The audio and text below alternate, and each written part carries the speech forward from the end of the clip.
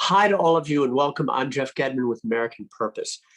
Do me the favor, if you're in a position to do so, at the top of the program right now, could you, if it's off, could you switch on your camera just for a moment so we can see everybody and say hello and good afternoon, or maybe good evening if you're joining from Europe.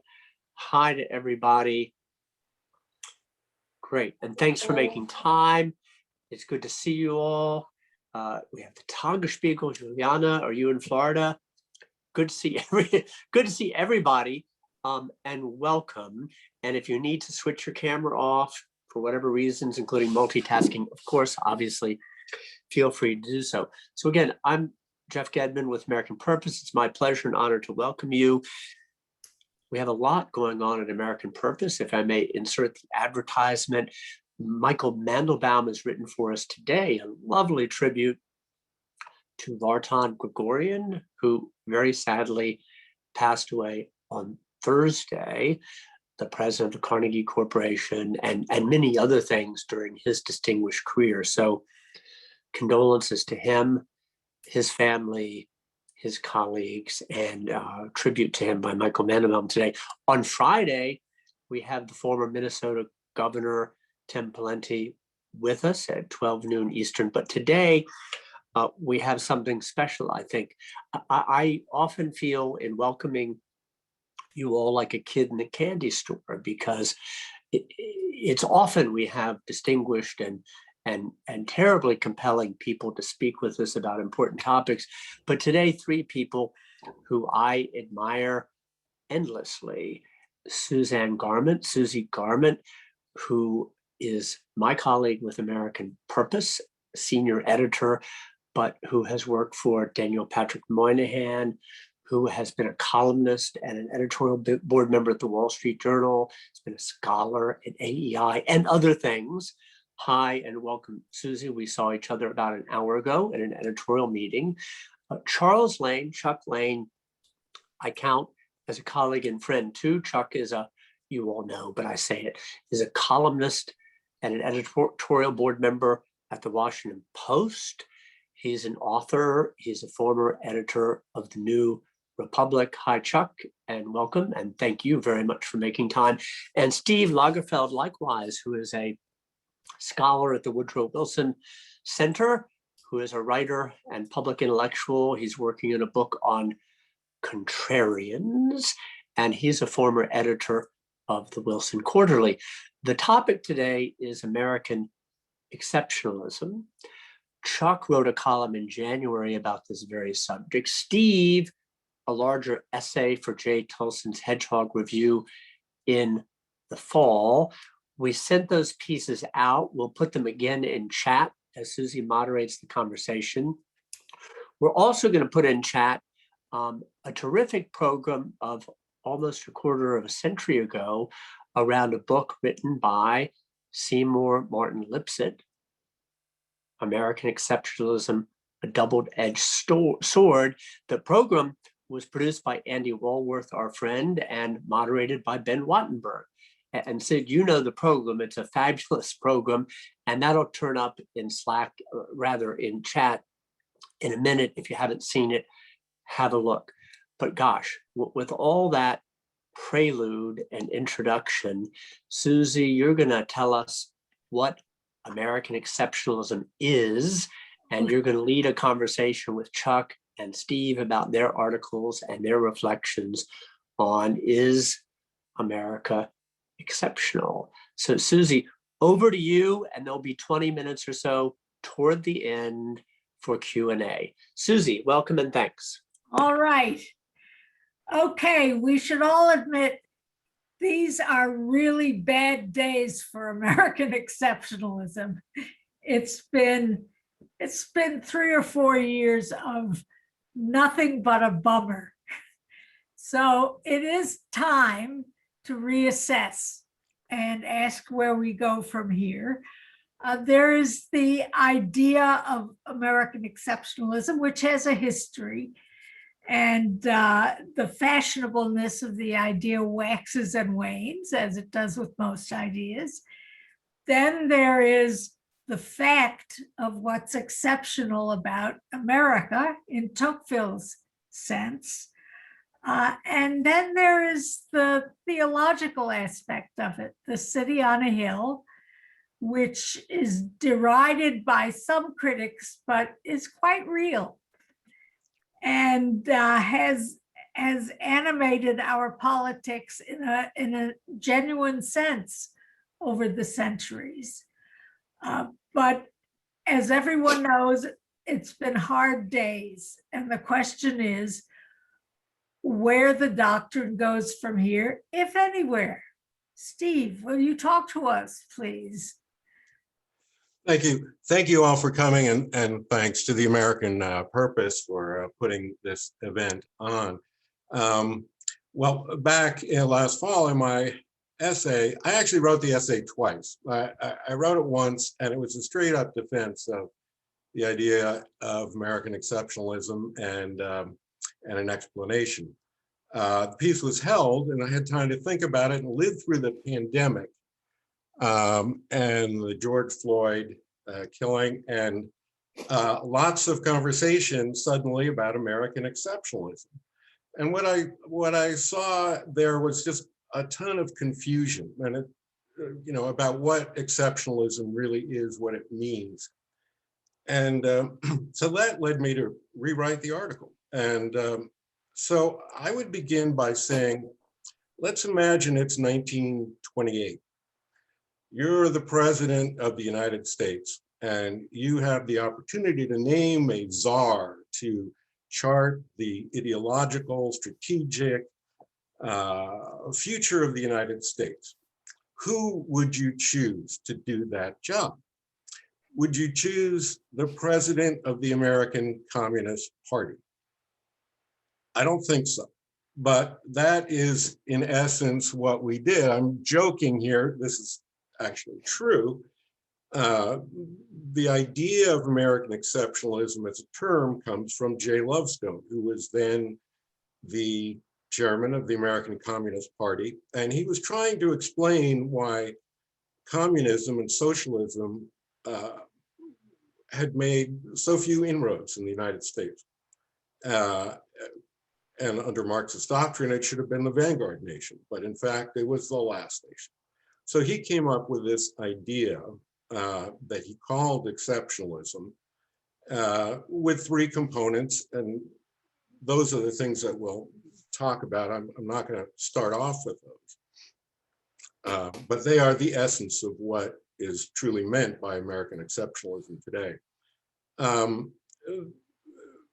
Comrade Stalin didn't agree with Mr. Lovestone, and he was lucky to escape with his life. The idea, however, resurfaced in the 1950s after World War II, and among intellectuals who had a new attitude toward the United States. And out came an outpouring of books, many of which didn't really use the word exceptionalism, but some did. And this idea then became firmly rooted. And it has three clear components, and roughly a kind of religious component, as Susie indicated, a political component, basically about the American role in the world as a sort of beacon of democracy, and a third sort of social leg about equality and opportunity. These things, America had distinctive qualities surrounding all these things, and Lovestone had argued that's why communism didn't appeal. This was turned into the idea of American exceptionalism, which we live with today. And I would defend those ideas, but I think that the idea of exceptionalism has just become too politicized and too misused, really, to be useful. And it's more confusing. During the pandemic, I had fun collecting all the articles that said, this proves, that this pandemic proves that America's not exceptional. Well, that really had nothing to do with what we talk about, or not much to do with what we talk about when we talk about truly understood American exceptionalism. And I would say now that we are the world leaders in vaccinations and so on, are we exceptional again? And I would say that there have been so many bad uses of the term that it's compromised. We should talk very much about the component ideas, but I think that we can do that. We did it for 200 years, and apparently we're doing it today without using that term.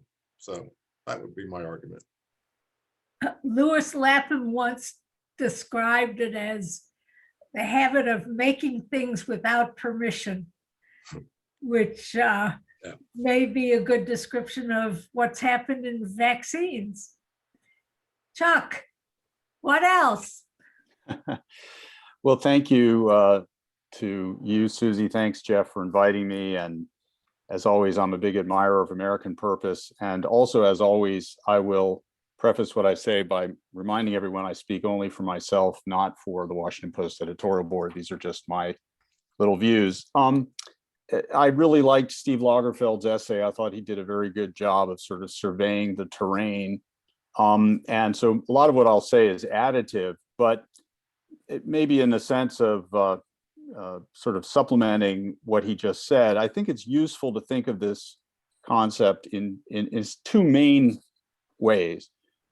The word exceptional, of course, has a double meaning. It can mean really great, or it can just mean out of the ordinary.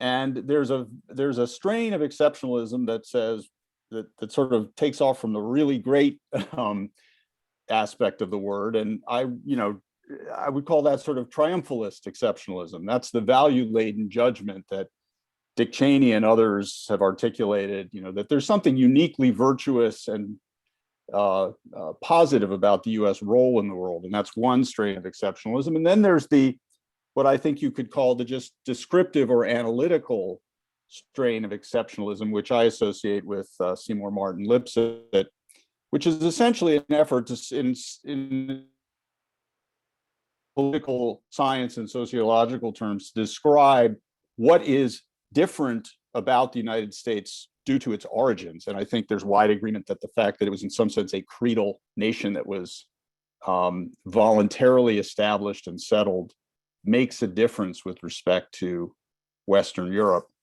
And just for the moment, I'd like to focus on that Lipset side of the equation, because one of the things I thought was so superb about his approach was that he illustrated that the things that are great about America are kind of joined structurally with the things that are not great about America. You have much more individual liberty, which may lead in some sense to more violence. You have greater religious freedom and greater religious passion, which may in some sense lead to a kind of political centripetal attraction to demagoguery and things like that.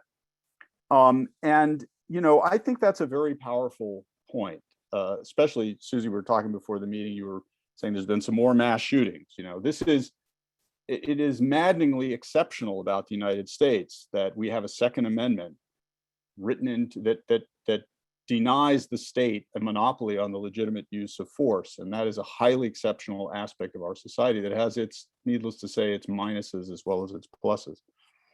So just to wrap up this short introduction, I want to draw attention, though, to, I think, the ways in which the United States is less exceptional with respect to Europe in very recent times than the Lipset analysis would have it. And there's a lot of interesting public opinion data that shows that religiosity is declining in the United States, which was one aspect of our exceptionalism. There is declining pride and patriotism in the United States. That's also been measured in the Gallup poll. And finally, I think Americans are becoming more amenable to socialism.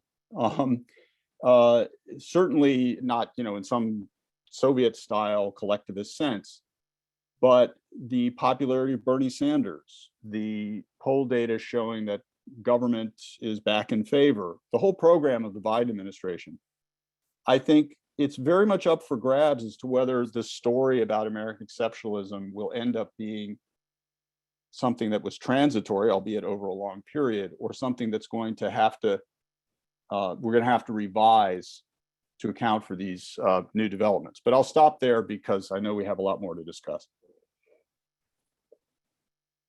Well, do you think, Chuck, that the violence that we've been seeing is really a death knell for the idea of any superiority? Yes and no.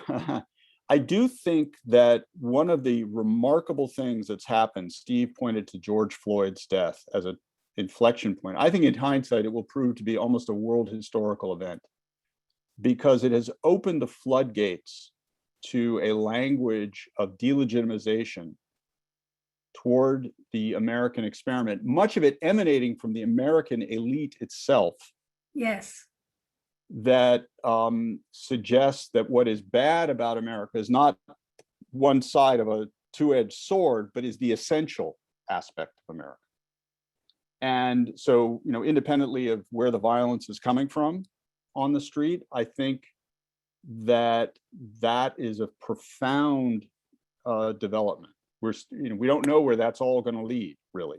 But I was really struck by the speech that Linda Thomas Greenfield, the new ambassador to the UN, gave in recent days, and then she kind of modified it on Face the Nation Sunday.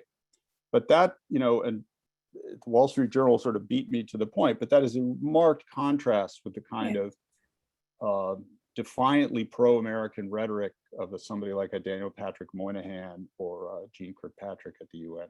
Or a Nikki Haley. Yes. Yeah. How much, Steve, how much of this, I mean, the current uncertainty about whether exceptionalism has anything to teach us anymore, can be laid at the feet of American elites who did not recognize their obligation to be Americans and American exceptionalists? Well, that's a good question.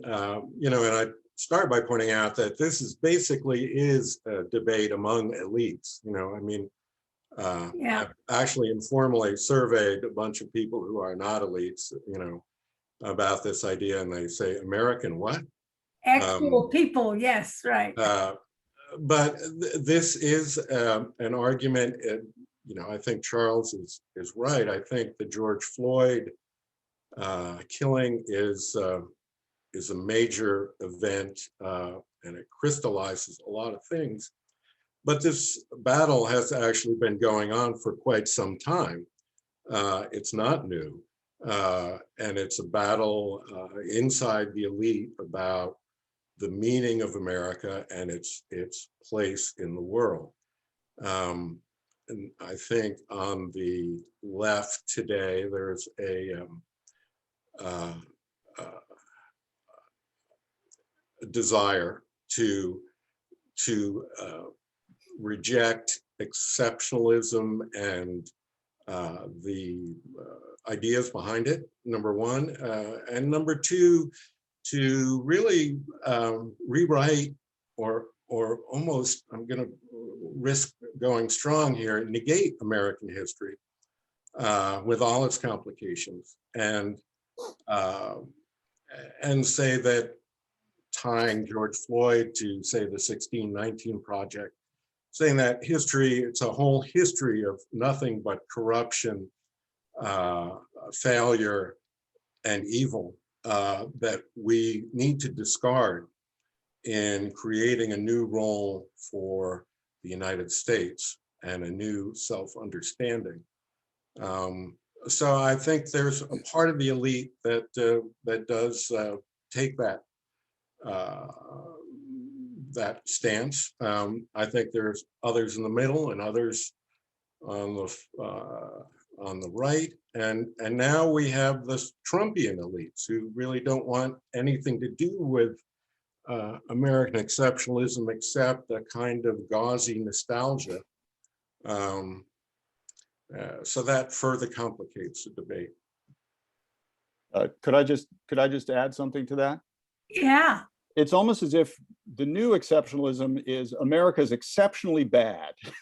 that really bad. that the uniqueness of our evil is what separates us from the rest of the world, and that's going to run its course, because it isn't true. I mean, what I think the real critique that might stick of exceptionalism is more like a relativization of America with respect to the rest of the world. That, you know, when all is said and done, we're made out of the same crooked timber of humanity as everybody else.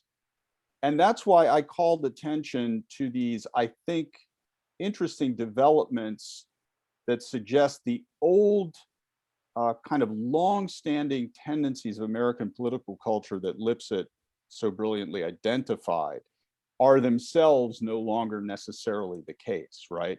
And that American values on violence, religion, socialism, the role of government may be evolving.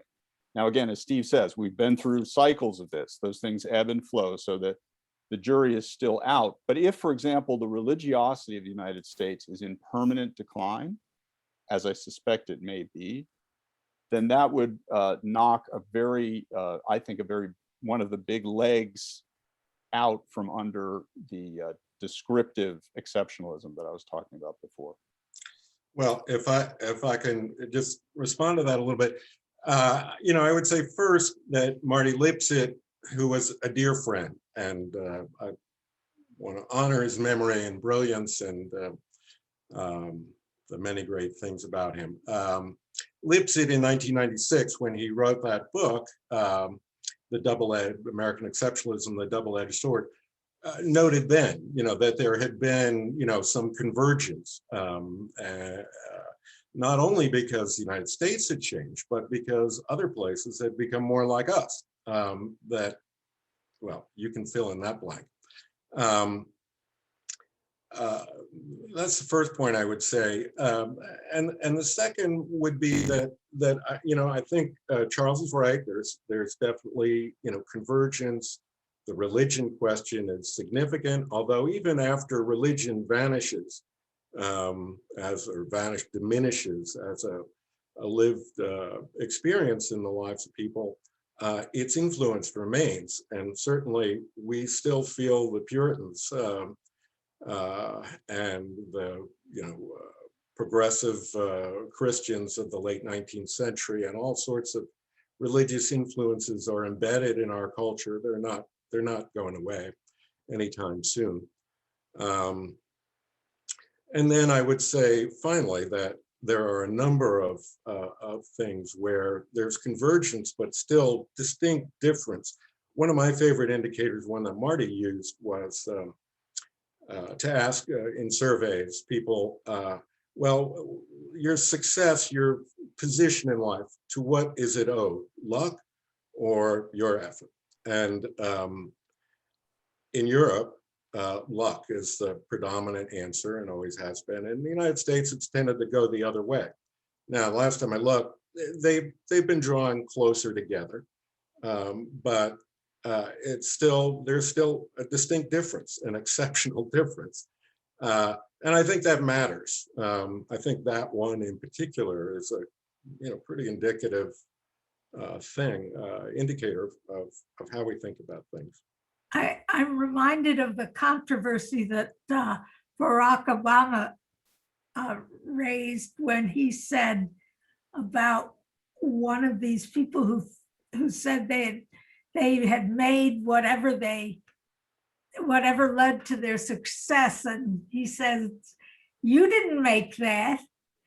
And there was incredible blowback, because the idea that it was just luck, let alone systemic benefits provided by government, was anathema, and it remains so to a certain extent.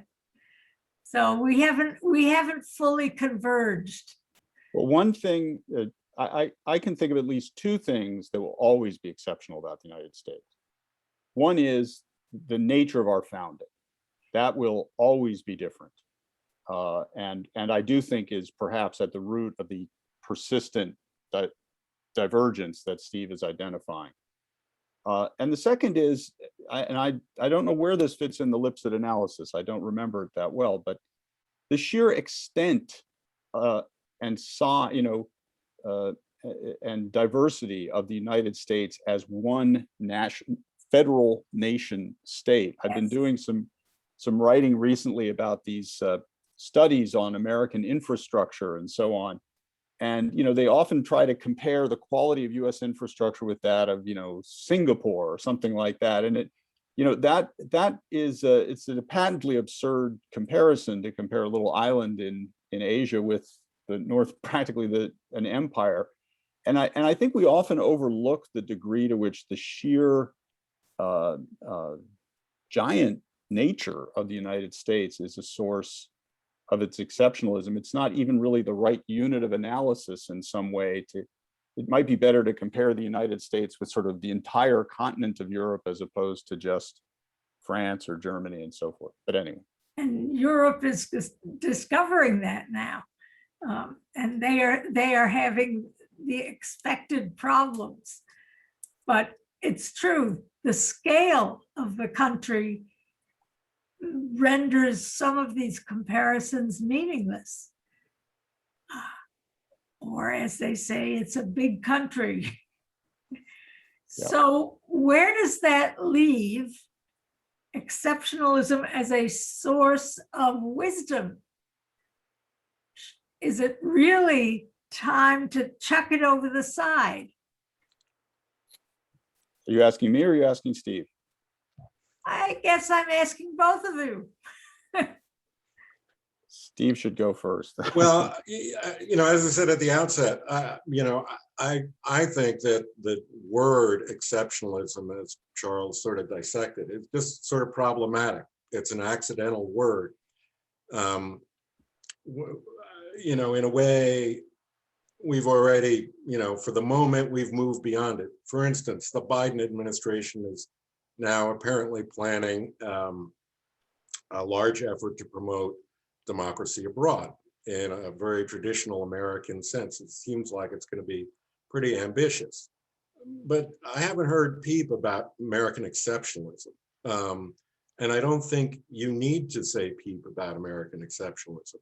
What you can talk about is, are the things that Charles was just talking about, the unique nature of our founding, our creation as a country, the ideas of our founders who, understood and saw the United States as an experiment in a Republican government and liberty, that if we failed, it would be bad for the world. Lincoln reiterated this idea, and it's been picked up all along, all without using the word exceptionalism. I don't want to overemphasize that one little word, but I think there's plenty of room to debate. Nevertheless, what America should do with respect to democracy in the world, even if we all accept the same premises about its origins and its history, there's still plenty of room to debate what should be done.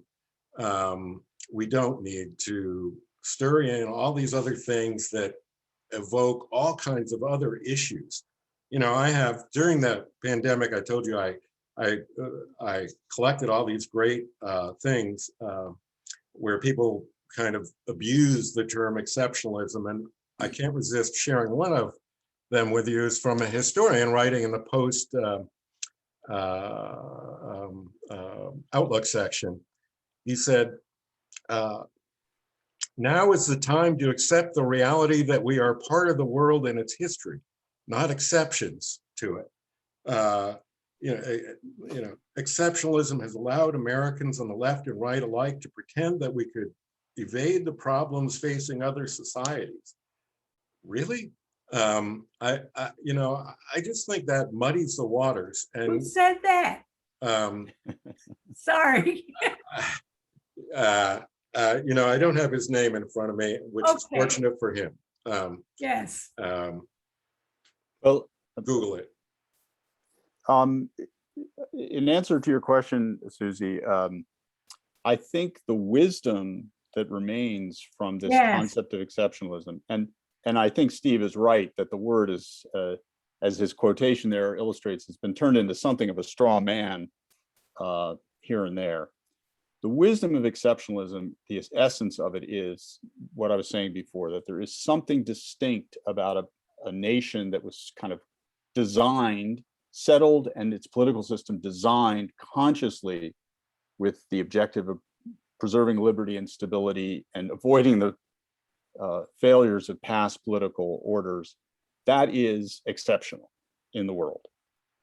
And whether or not that makes us uniquely virtuous or not is something I think the founders would have been a little puzzled to hear us discussing, because they were very realistic about the flaws of human nature. I think the founders were not exceptionalists themselves in that sense. And so I think what we need is a balanced assessment of exceptionalism. We need to avoid kind of exaggerating either the unique flaws or the unique virtues of the United States without denying that the United States is, a different kind of a place by its nature from the rest of the world. And what concerns me now, I think, is that we're kind of overcorrecting some of what I call triumphalist exceptionalism, to the point where we're going to surrender something that is a little exceptional about the United States, which is our soft power as a country whose good faith and whose essential dedication to democratic ideals is real. And that's why I alluded to this comment by the UN ambassador, because I thought she was spending a lot of soft power there. And I do think that it's going to be interesting in the next few years to see how we can push back against the challenge from China on the ideological plane because of this. And I hope we preserve the soft power that's rooted in sort of the good side of our exceptionalism, is what I would say. Can I add there that we actually, in the course of this conversation, we've talked about a couple of different aspects of exceptionalism, but we left out broadly one, which is what Marty Lipset called the American creed.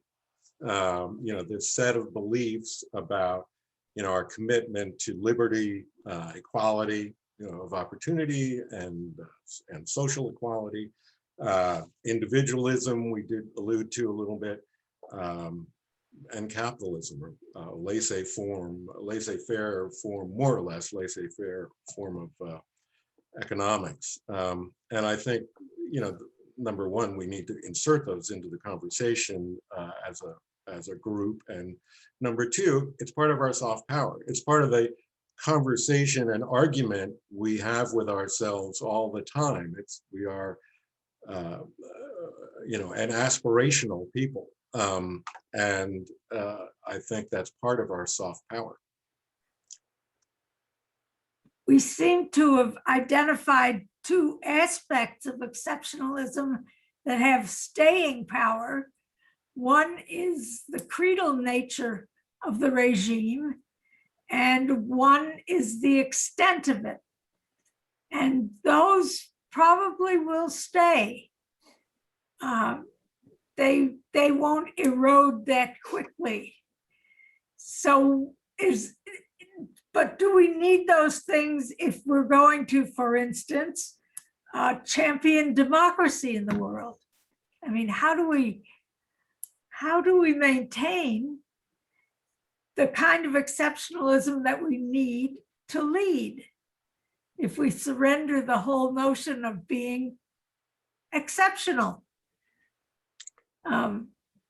Joe Biden talks a lot about acting together with our allies, but if we don't have anything exceptional about us, I'm not sure we have a claim to a leadership role in the coalition of democracies.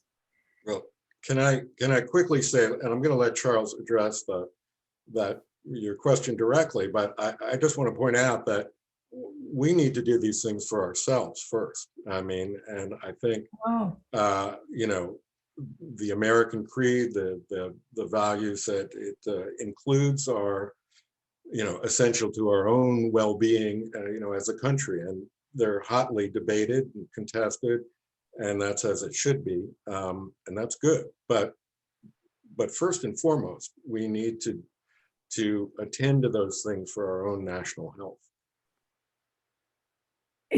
It doesn't look as if we're going to have an easy time of it. We're all waiting for the Derek Chauvin verdict and what it will tell us about policing in America.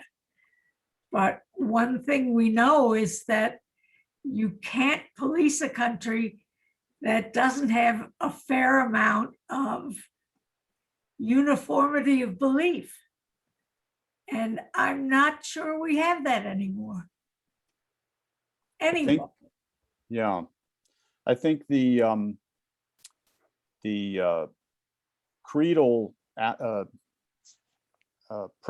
precepts, so to speak, liberty, equality, individualism, are themselves highly malleable concepts, and they're constantly being readapted to new realities and so forth. I mean, we haven't even talked about the revolution in that feminism brought about, and the inclusion of women in that whole calculus, and the idea that, yeah, women are part of liberty, equality, individualism as well, and how very revolutionary that's been. I would just say that I think as Steve's allusion to Stalin reminds us, global advocates of dictatorship have long tried to knock the US off its pedestal by pointing out there's nothing different about it. And I repeat, there's nothing different about it in the sense that we're all made out of the same, you know, flawed material as every other human being, but there is something different about it in that we were founded on a creed. That creed is attractive to a lot of people. That creed is malleable and can be grown outward to include previously excluded groups. I mentioned women. The big drama now is about other minorities, and to what troubles me about the current environment in American politics is there's this growing sense, weirdly, of actually that doesn't work. You know, the whole thing is rotten to the core. It started in 1619 with slavery. It's just, and I think that leads nowhere. I think that's a dead end. And I actually think when Barack Obama, as he tried to do at times, portrayed this country as a work in progress of sort of ever expanding, that was the way to preserve our global legitimacy, and indeed to resolve the contradictions internally as well. Jeff, is it time? Susie, let's suggest it's time. That was a great round, the first 40 minutes, and thank you and Chuck and Steve for that. We really do have a distinguished group of people with us on Zoom. I'm gonna, as you're collecting your thoughts and questions, I'm gonna ask a first, and I'll come to Chuck and Steve and Susie, but I'm gonna call on our colleague, Juliana Schäuble. And Juliana, I'm going to ask you the following question. Juliana is a correspondent, bureau chief for the German publication Tagesspiegel here in Washington. They're based in Berlin. Juliana, what does a conversation like this sound like to your, if I may put it this way, European and German ears? Does it sound like, boy, those Americans, they sure are self-aware and self-critical and introspective? Or does it sound like these Americans, they're so self-indulgent, listen to this kind of elite conversation? What does this sound like to you? Thank you for calling on me. It's interesting. I mean, as a German, of course, talking about exceptionalism is always a difficult thing, and I would be careful to do it. I couldn't do it as a German, but I have been in America long enough, and I've lived here long enough that I think this is probably the right debate for the right moment. And I'm especially looking at January 6th. And since January 6th, I'm asking myself, and that is a question I've asked, how damaged is your own self-confidence if you see your own democracy being endangered when you talk about democracies abroad? And as Germans, as a German, I would say we have seen your strength in promoting democracy because we are a result. Our governing system is a result of American exceptionalism and American believes in its own mission. But there have been some difficult years and decades if you look back. So I think America has to be sure of who it is in order to play its role we need. I think, and I cannot speak for all Germans, of course, and I cannot speak for all Americans, but I think we desperately waited, after 4 years of Trump, we waited on someone who at least tries to bring back American leadership. And I don't know if everybody wants to follow Biden's leadership, but compared to the last 4 years, I think it at least opens the door to a discussion about how do we want to act in Afghanistan? How do we want to act in Myanmar? How about humanitarian rights abroad? These are all discussions I don't really think have been on the table too much in the last 4 years. So, but yes, I mean, I know the word exceptionalism for German is a difficult word because we are exceptional in probably the biggest crime humanity has done as Germans. So it is never only one side for a German like me. So Juliana, thank you for your response and for your candor. Chuck Lane, where is your wife from? Is that a trick question? My wife is, I believe she is from Germany, yes. Yeah. What part of Germany is she from? She's from Berlin-Friedrichshain, which the Deutschland-kenner among you know that is the former East Berlin.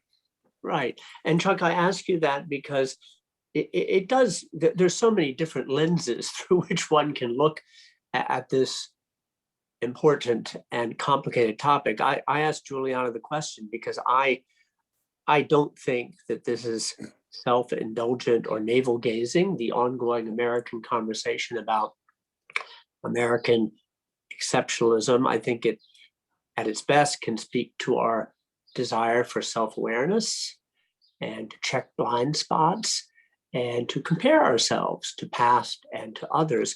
Chuck, how do you see, I'd invite you to react to anything you heard from Juliana, but how does one make sense of this conversation going forward in a productive way, not in a heavy-handed didactic way, but if we were to do more in this area, including with younger colleagues, if I may say, what's to be done constructively and to probe and to illuminate and to profit from these kinds of conversations?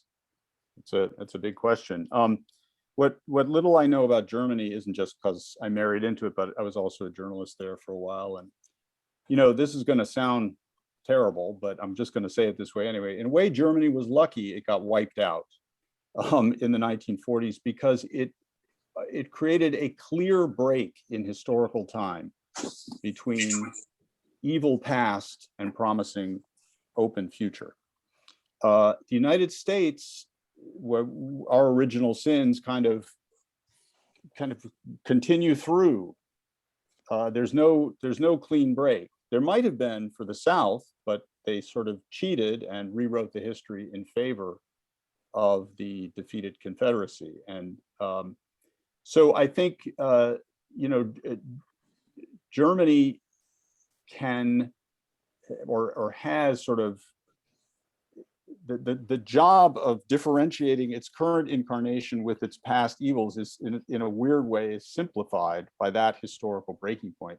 We are trying to tease out what's wonderful about our past from what's not wonderful about our past kind of constantly. And I think that is my answer to your question, Jeff, is that I think our young people are being perhaps appropriately, you know, bombarded with the bad aspects of American history, almost lavishly. I have children in college and high school now, and I see it on a daily basis. And I think there is a real need, as I said right at the beginning, there is a need for balanced discussion of these two strands, which are connected, but which I think right now, as part of just sort of generally what's in the air in our country, the unique evil of the United States is being emphasized. And I think it's very difficult to construct a confident or even a cohesive country on the basis of a narrative that's entirely negative. And that's why I think Germany is in its own way kind of an interesting contrast, because there is a post-war narrative that's positive, that has been absorbed, of the construction of democracy, of the construction of a successful economy, of the construction of a society that reckoned with its past in some way.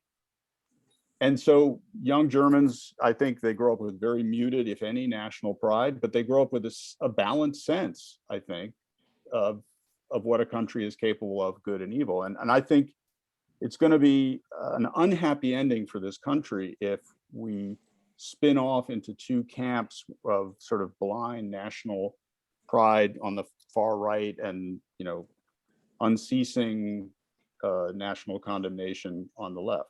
I don't know, maybe I don't know if that answers your question, Jeff.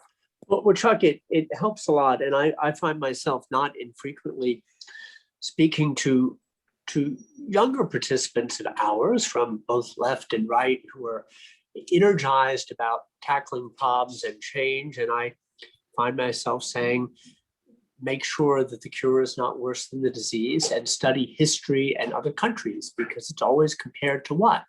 And however flawed we are right now at this moment, there is virtue and there is history and evidence from other places around the world to suggest, be careful, reform and be careful.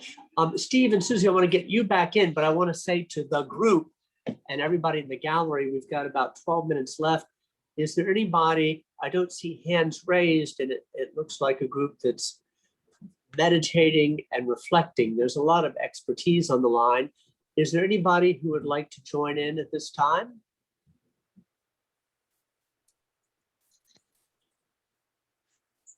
Okay, I'm going to ask a next. Oh, here we are. Jeff? Alan Luxembourg, please, you're on.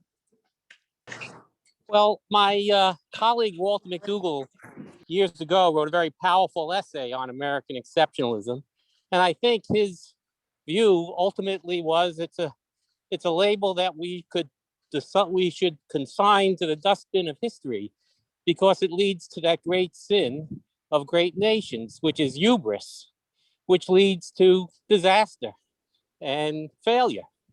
So I'm wondering what you all think about that. Thank you, Alan. Steve, you want to come back in on that?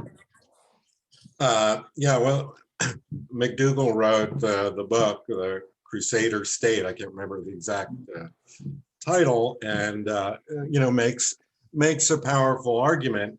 And certainly the American the exceptionalist self-conception, you know, has its hazards. But they're like any other hazards. I think we need to grapple with them. More importantly, you know, we are a great power. For a while, we were the only great power. That has plenty of problems on its own, and I don't think one necessarily needs to resort to explanations rooted in exceptionalism to find problems and challenges and difficulties. A lot of the rhetoric around exceptionalism, you know, wants to blame it for lots of things, you know, all sorts of things. And like the person I quoted, that we felt like we escaped, you know, the forces of planet Earth, you know, things that aren't really true, that are a bit exaggerated. So, yeah, I mean, it's a hazard of exceptionalism. I am not in favor of retaining the term, but the underlying concepts I am. So, you know, you still have the problem that, Alan, you have raised. And I'd say they're just another problem. Deal with it. So Steve and Alan, thank you. Susie, you want to get in on this? Just that consigning it to the dustbin of history also deprives us of the moral force of it, which is considerable.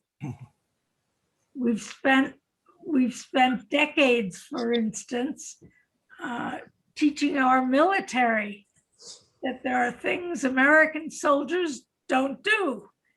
And in fact, sometimes they do them. But it is not bad to have a standard like that in operation. So, Susie, thanks. And on that segue back to you, Chuck, you made the observation, if I have it right at the beginning, and I think this aligns with Marty Lipset's book, American Exceptionalism, Double-Edged Sword, that a view, and I think it's your view, Chuck, that American exceptionalism is not boasting, it's not superiority or surpassing others. It's, as you said about the Second Amendment, it is exceptional, and there are virtues in this definition and also problems and liabilities. Is that right? Could you say a little bit more about that in the context of Alan's comment?